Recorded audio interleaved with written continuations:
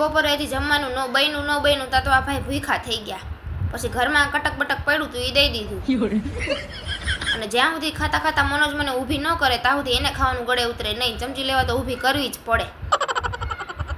અને કાલના ત્રોફામાં મલાઈ ખાવાની બાકી રહી ગઈ હતી એટલે એ કામ આજ પૂરું કરી લીધું.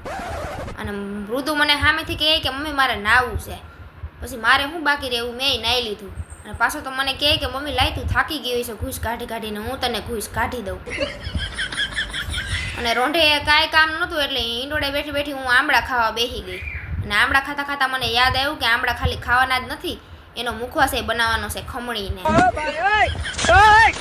અને પછી મેં આ નખે રંગી લીધા.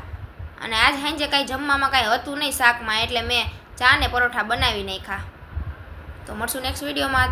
તો ચેનલને કરી દેજો સબસ્ક્રાઈબ, વિડીયોને કરી દેજો લાઈક. તો આવજો, ટાટા, બાય બાય.